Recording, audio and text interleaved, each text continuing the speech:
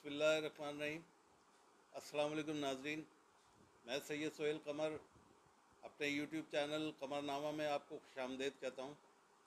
नाजरीन, रूस और यूक्रेन जंग पर मैंने कई वीडियोस बनाई हैं। गुज़िश्ता कई वीडियोस में मैंने जो भी अपडेट्स हुई उस वक्त वो मैंने आपके नज़र की है।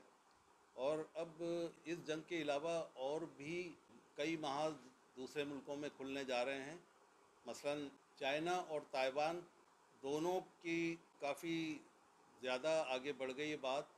और अब चाइना किसी तौर पे भी नहीं मान रहा है कि उसने अब वार्निंग्स बहुत सख्त दे दी है अमेरिका को, क्योंकि उसके सारे बेसिस और हेडक्वार्टर और कई हज़ारों फ़ौजी जो है वहाँ ताइवान में बहुत अरसे से दूसरी जंग अज़ीम के बाद उनको सपोर्ट की हुई है, ट्रेनिंग्स वगैरह ये वो सब, और अपने जेट तैयारे और जदीद असलाह से उनको लेस कर दिया है।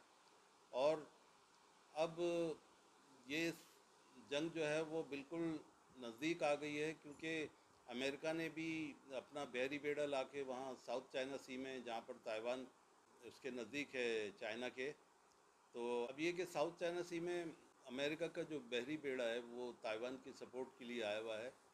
तो अब उसके मुताबिक भी अभी काफ़ी अपडेट्स हैं मेरे पास। और अमेरिका के सदर जो बाइडन ने गुज़िश्ता दिनों इसराइल के कैपिटल तल अवीव का दौरा किया है, और वहाँ पर उसने खिताब करते हुए जो बाइडन ने ईरान को धमकी दी है कि तुमने अगर एटमी प्लांट बंद नहीं किया या एटम बम की तैयारी नहीं रोकी तो मैं अपनी फ़ौजें उतार दूंगा और तुम्हारा एटमी प्लांट तबाह कर दूंगा। इस तरह की धमकी दी है। तो ये कई महाज जो है ना इन जगहों में खुलने जा रहे हैं। तीसरा महाज ये हुआ, और इसके अलावा नॉर्थ कोरिया और साउथ कोरिया में भी काफ़ी टेंशन हो गई है। और जापान की और चाइना की भी बहुत टेंशन हो गई है कि जापान पर चाइना ने अपने बहुत ज़बरदस्त जो है बमबार तैयारे उसको जापान में विज़िट कराया है, और वहाँ का पूरा काफ़ी जापान को इस पर एतराज़ हुआ है। लिहाजा आगे मैं आपको बताता हूँ कि क्या है। नाज़रीन, रूस और यूक्रेन जंग के अलावा और दूसरे मुल्कों के दरमियान जंग के महाज खुलने जा रहे हैं। यानी चाइना और ताइवान की जंग का महाज किसी भी वक्त खुल सकता है। चाइना और ताइवान का तनाज़ा बहुत पुराना है। चाइना का कहना यह है कि सेकेंड वर्ल्ड वॉर के पहले ताइवान चाइना का हिस्सा हुआ करता था, लेकिन बाद में ये हिस्सा चाइना से अलहदा हो गया और वहाँ पर अमेरिका ने अपने कदम जमा लिए और अपने बेसिस और हेडक्वार्टर बना लिए, और फिर अपनी अमेरिकन फ़ौज की एक बड़ी तादाद ताइवान में उतार दी, ताकि अपने दिए हुए असलाह और जदीद हथियारों की ट्रेनिंग और लड़ाका जेट तैयारे से लेकर हर तरह का असला ताइवान को दिया, ताकि वो चाइना से भरपूर तैयारी के साथ मुस्तकबिल में जंग लड़ सके।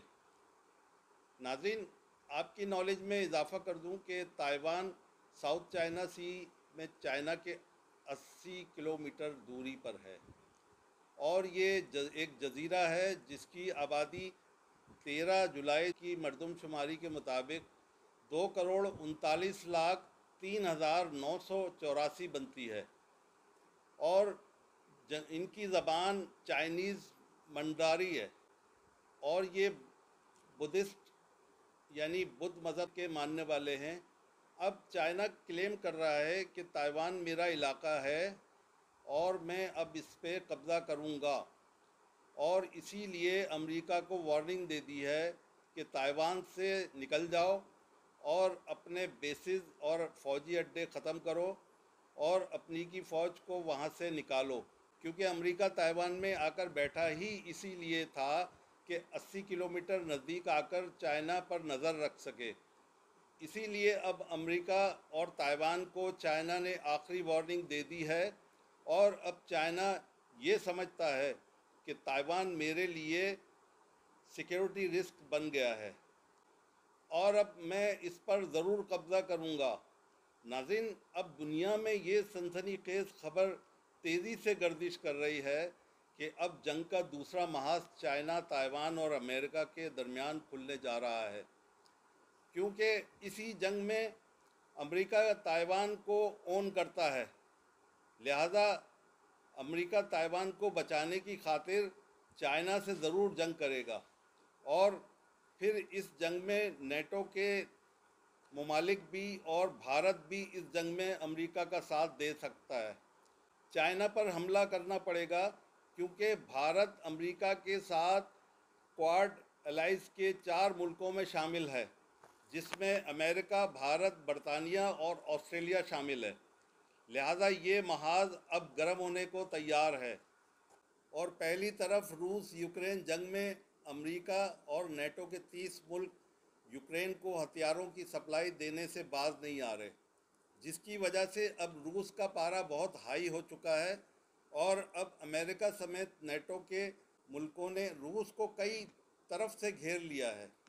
रूस के सदर पुतिन ने पिछले दिनों ये कहा था कि मैं जब ये देखूंगा कि मुझे नेटो के मुल्क घेर कर रूस की सलामती का ख़तरा बनेंगे तो मैं ज़रूर एटम बम चलाकर रूस का दिफा करूंगा।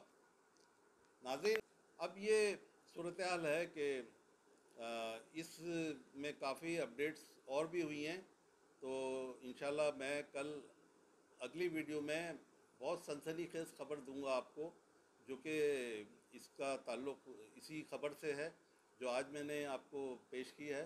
लिहाजा मेरी वीडियो को आप आखिर तक देखेंगे तो आपको अंदाज़ा होगा कि सही सूरत हाल क्या है, जो शुरू से किया है मैंने और फिर आखिर तक ले गया हूँ। तो सारी वीडियोस आप आखिर तक देखा करें ताकि मेरा तज्जिया आपको नज़र आए। तो आखिर में मैं आपसे इजाज़त चाहता हूँ अगली वीडियो तक के लिए, और मेरे चैनल कमरनामा को आप लाइक, सब्सक्राइब, शेयर और बेल आइकन को प्रेस करें ताकि आने वाली वीडियोस आप तक बआसानी पहुँच सके। अब तक के लिए अल्लाह हाफिज़। पाकिस्तान जिंदाबाद।